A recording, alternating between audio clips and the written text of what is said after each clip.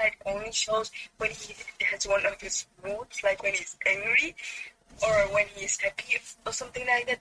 Only then do we see that he is Italian. Like, that's not to be a stereotype, but I think it's that people who are from that kind of country, they are very temperamental. There are some scenes in Little Women where Laurie mentions how he wants to connect more with his Italian roots, and that I think that's why he's also very artistic. He's interested in music and art and things like that, and to him Italy sort of represents those things. And then I think it has a parallel to Joe, because for Joe, Germany and Goethe and German Romanticism, it really represents sort of high literature, high poetry, theater pieces, and all these great things that come from Germany. So not only is Louisa May Alcott a Germanophile, but Joe is also a Germanophile. Yes, it is very much true. And I also have to say I love it that both Joe and Louisa May Alcott are very interested in German culture and German language and costumes. I know it came much later, but when you think of World War II, especially, like, for me, it is also very important that a novel at that time portrayed the German culture, German language, etc. as a very good and unique thing. Because mostly when I now look at movies or something like that, it is mostly propagandic that all Germans are bad. And I think that is a very sad thing because, I mean, everybody has a good and a bad side inside him or herself, and I think it should be balanced. And I really love that, unlike most people of her time, Louisa May Alcott didn't treat German people with disrespect, but with very much respect, especially because she was a transcendentalist, and transcendentalism is very much inspired by German philosophy that was also stated by Friedrich in the 1994 adaptation. And I also think it's very important to acknowledge the fact that, unlike most people of the time, Louisa May Alcott did love Germany and German people, because diversity is very important and respect is very important. Yes, I think you are actually the person who might be able to tell about this. Louisa May Alcott loved Goethe, and Goethe is really a big part of German culture in general. How do you see Goethe in Germany? What's his presence? We have read a few poems of his. My father has, I think, Faust in Turkish, but still Faust, has a copy of it. And I have to say, just newly in the German class, we discussed a poem of Goethe's when he looked at Schiller's skull, because these two were very close. When he looked at Schiller's skull, that's when he wrote the poem. And I have to say, I think Goethe is very important because he portrays such a positive aspect of German culture. I also have to say, I think it's sad that the teenagers of this time, which I used to be but not longer right now, I think it's also very sad. Many people in my classes, they dislike poems in general, so they also kind of dislike Goethe's poems, and then I am there, I adore his poems, because first of all, his language is very wonderful for me, and I also have to say, I have a fable for interesting people, so I guess I'll someday even read all of Goethe's novels, or when I find a good biography, I'll also plan on reading one, because I also think it is very important to know about people who shaped our culture. What you said about Schiller made me wonder if Schiller was the one who Friedrich was named after in Little Women, or maybe it was Friedrich Delmotte Fouquet. But I have a feeling it might have been Schiller. Yeah, me too. Especially because I think that Goethe and Schiller, they were very close. Like I said, he wrote a poem after seeing his skull. I think because they were very good friends, and Louisa May Alcott was such, not a fanatic, but she really, really loved Goethe, and that was very clear. I mean, even in work, David, he has novels of Schiller as well as of Goethe. So I think it is more likely that Friedrich is named after Schiller. Yes, that's of course my own theory. But like I said, I also think that besides Goethe, I think Schiller also may have had an impact on Louisa, because The Robbers, I think it's called, in Schiller's first novel, there's a feminine character called Amalia, I don't know how to pronounce her in English, but she is very sweet, very generous. She is like, kind of like Beth, but without the fact that Beth fell in love with somebody. She's very kind and giving and generous, and she only wants the best for everyone. So I also had some parallels between Schiller's work and Louisa's work. That's really interesting. What was the name of that book? It was called The Robbers. Like I said, it's his first novel, so I haven't read anything else from him yet, but maybe in another novel of his, we also see how much he's improved, because he wrote that one when he was 17. Suppose he was not allowed to write at that time. I forgot why, but he wasn't allowed. And I think it's funny that he made a story that is close to Louisa May Alcott's Blood and Thunder stories, and the main character, Cole, is very much an archetype of this movement that was around in Germany at that time. I was just saying that in Rose in Bloom, Mac reads Goethe, but I realized he doesn't read Goethe, he actually reads Henry David Thoreau. In Little Women, there's a moment in part 1 where John translates a poem from Schiller to Meg. Yes, that is very cute, and it's also very funny because John also knows German, and it's also funny if you think about it. It kind of is like the whole March family is very interested in German culture.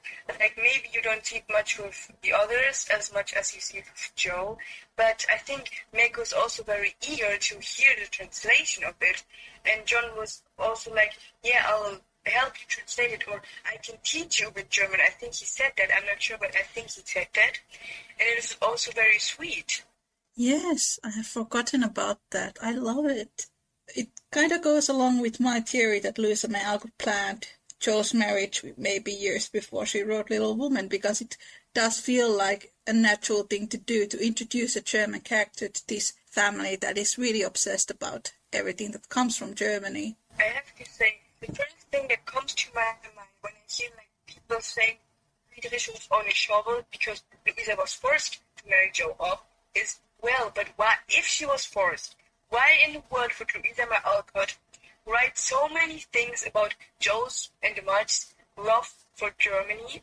I think we can all agree that this really comes from the quote that she wrote in her journals about reuniting with her loved one in the afterlife. So Little Woman is a wish fulfillment. I think it's also kind of racist of them to state that he was shoveled into the novel, because, I mean, they know Friedrich is German, and it almost always feels like they dislike him, especially because he is German. Like, even people today are like, man, she should have stayed single or with Laurie, which, to be honest, I can't stand both of it. I could never stand the thought that Joe might have ended with Laurie or alone, especially after reading the chapters All Alone and Surprises, because in these 2 chapters you can see how lonely Joe is, and then there are people who say she only married Friedrich because Friedrich was invented because Louisa May Alcott was forced to marry him. I think you are correct about the racism, because I have read so many Louisa May Alcott studies that are like, Joe should have married Laurie, or Joe should have been alone. There usually is a racist undertone when they start to speak about Friedrich's character, and then they do not include these parts in Little Woman where Joe clearly loves everything that comes from Germany, or Louisa May Alcott's adoration to Germany.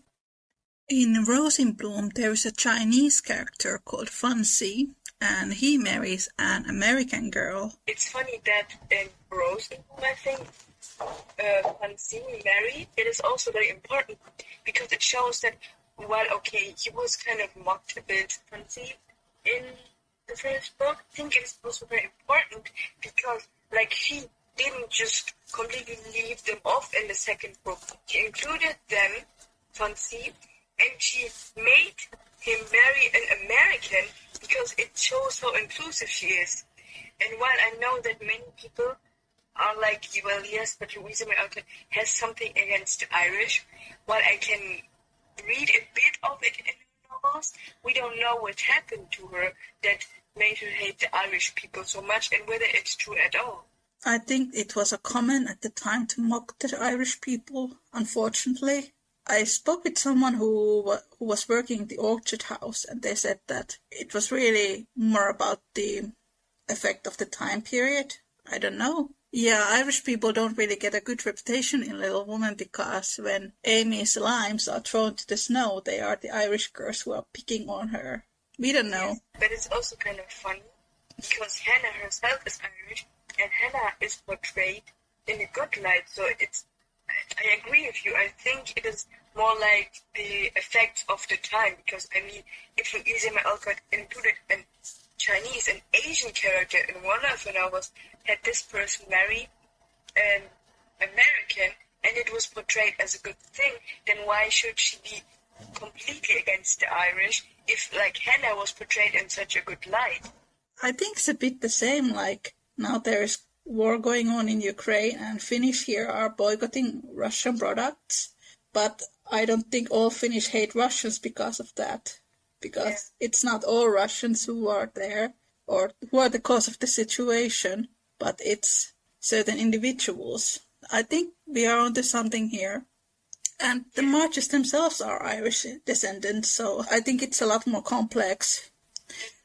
I think it's the same with the Italians, because on one hand, we have Louisa May Alcott, who really sort of shows what she considered good qualities of Italians and maybe the less good qualities, but there was lots of hate against Italians at the time period. So it's quite remarkable that Laurie is half Italian in the book, and then and Germans were also really disliked during this time period in America in certain circles. I also think it's very important, like, Mr. Lawrence is actually portrayed like he's a very kind and giving and lovable person, but he also has a flaw that part one we learned that his son eloped or married an Italian woman and he was against it. Mrs. March states that he never could like the Italian lady, even though she was very kind and loving and overall a very nice person, and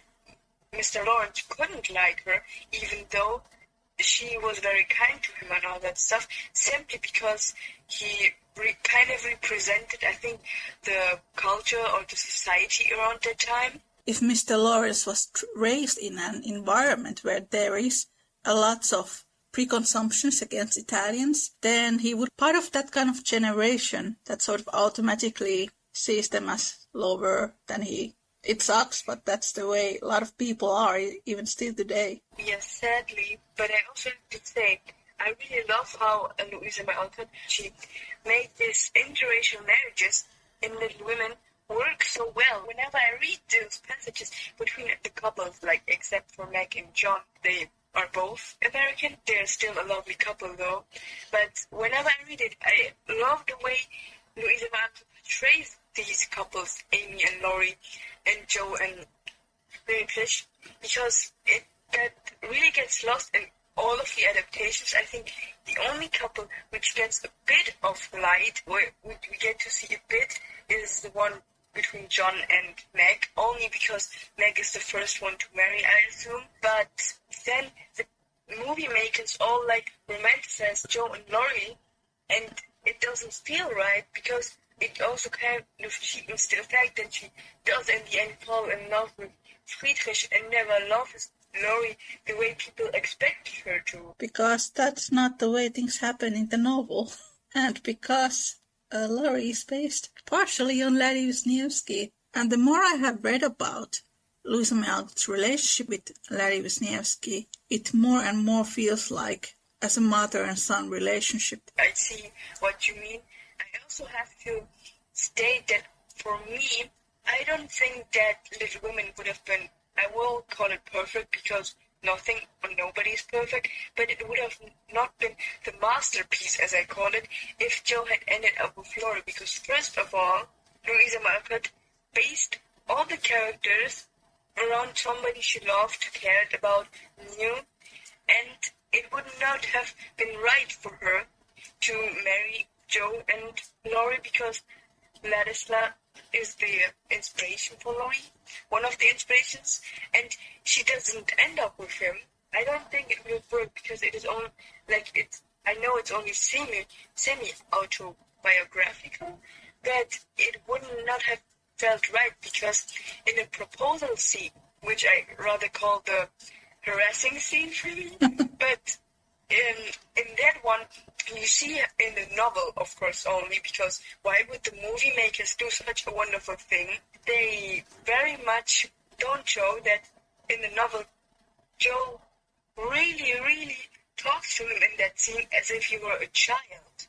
It really comes off. She's like, you will meet an accomplished woman, you sensible boy, and all that stuff. That is really there, and the movie makers just don't use it. Okay, the movie makers, for me, are more likely to be after the money because Little Women is such a beloved tale. But that's another thing. I agree. And we will get into this chapter soon. Throughout after this chapter, Joe refers Laurie and Amy as children. Yes, that's also very cute and funny. And it also shows that Joe has always been much more mature than Laurie. I can't kind of say whether she was more mature than Amy after Amy grew up, but I think it also shows that while Joe is a free spirit and independent and I will not say egoistic, but at some kinds and calls she says like, I only want to do things for myself, so cares very much about herself, and she also respects herself very much, and I love that she's calls them the children, because first of all it's cute, second of all it, like I said, it shows that she's very much mature. I think in part 1 of Little Women, Joe is more egoistic, but so is Amy, and so is Meg and Laurie, because they are teens, and when you are a teenage, your life pretty much centers around yourself. Yes, that's true.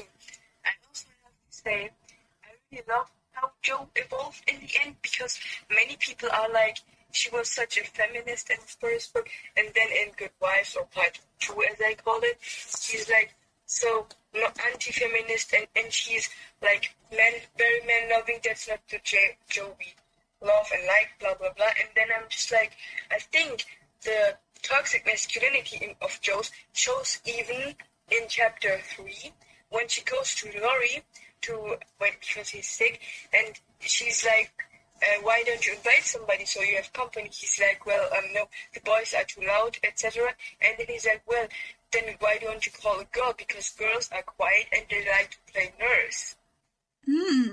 I see what you mean. I get why people would falsely assume that Joe is a feminist in the first part, but that is not the case. She loves men very much, she idealizes them, and she thinks it's a shame to be a woman, and that is the complete opposite of what feminist and feminism is about. Like, I think it's very important that you said it in later parts when, for example, Laurie harasses her and all that stuff, and later in Joe's Boys, that she grows to be a feminist because she accepts that having feminine empathy, feminine kind of interests isn't a bad thing. It's more a bad thing to be like, everything female is bad and everything male is wonderful. Thank you so much for listening. Sinem and I continue our discussion on the next episode. Take care and make good choices. Bye.